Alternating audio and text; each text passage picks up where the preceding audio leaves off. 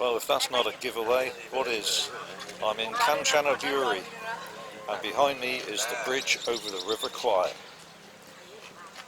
More about that later, but first of all, let's take a walk along the bridge from the other end. After the Second World War in 1952, French author Pierre Boulez published his book The Bridge on the River Kwai, that became available in English in 1954, and the film by the same name was released on the 11th of October 1957 by Columbia Pictures. Both the book and the film tell the story of the construction of a railway bridge over a river by prisoners of war used as slave labour to build the Burma Railway that would become known as the Deaf Railway. Following these events, tourists started to arrive in Thailand looking for the River Kwai that did not exist. However, there was an 11-span steel bridge spanning the Mae Long River that was renamed the Kwai Yai River in 1960, and tourism as well as history put Kanchanaburi on the map. Japanese plans to build the railway were not new. The British had surveyed the route at the turn of the century but abandoned the idea as impractical. For the Japanese, however, well aware of the heavy price they would pay if they were defeated after their surprise attack on Pearl Harbor, no cost was too high for victory. A plan for the railway was drawn up in June 1942. Deaf Railway Order No. 1 was issued by the Supreme Command of the Imperial Japanese Army. The 1-metre gauge railway line followed the same route the British had surveyed in 1903 and became one of the most extraordinary engineering achievements of World War II. It was the construction of the Burma to Thailand Railway. With unbelievable primitive tools for such a project and a total disregard for human life and suffering, the Japanese built a railway 415 kilometers long through one of the most rugged and pestilence-ridden areas in the world, in the incredible short span of 12 months. The bridge I saw on the now renamed River Kwai Yai, more popularly known as and called the River Kwai, was the aforementioned 11-span steel bridge that was dismantled by the Japanese in Java and transported to Kanchanaburi in 1942 and became operational in April 1943, whereas the wooden trestle bridge was made operational in February 1943.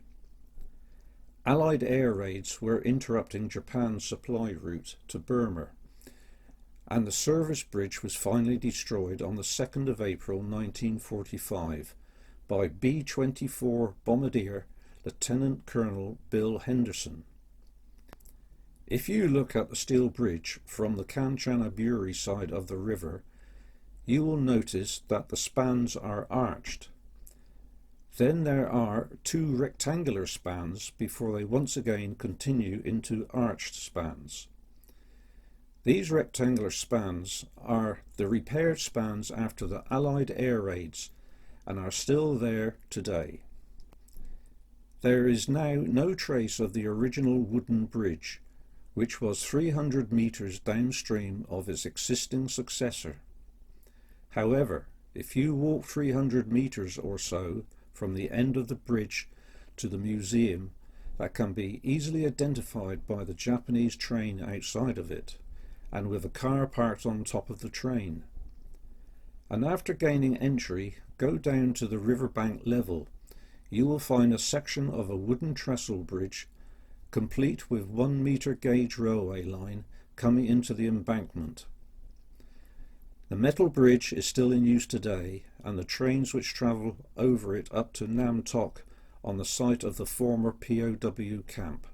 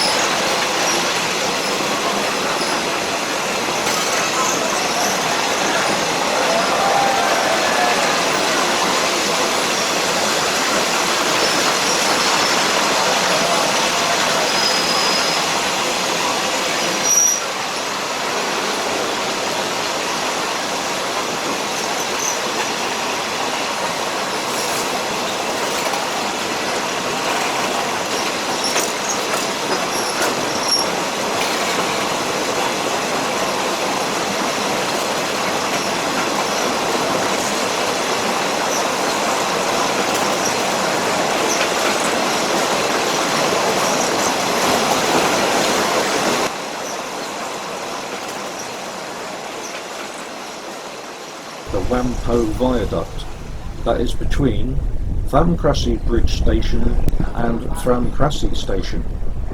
Confusing or what? In March and April 1943, the 2,000 POWs and Romusha, Japanese word for labourer, built this viaduct in just 17 days. It is 400 metres in length. It hugs the cliff along the Kwai Yai and in places is 8 to 9 metres high. If you take a train from Kanchanaburi to Nam Tok, you will traverse this section of the track. The rail service is still running twice daily. Alternatively, or additionally, you may wish to walk the section of track between the two stations and get a better feel of what the POWs and Romusha endured in the blazing heat of this tropical climate. Almost all the wooden bridges on the railway have disappeared. The notable exception is the Wang Pho Viaduct. The viaduct is still used today and maintained by the State Railway of Thailand. It has, however, been extensively repaired and strengthened.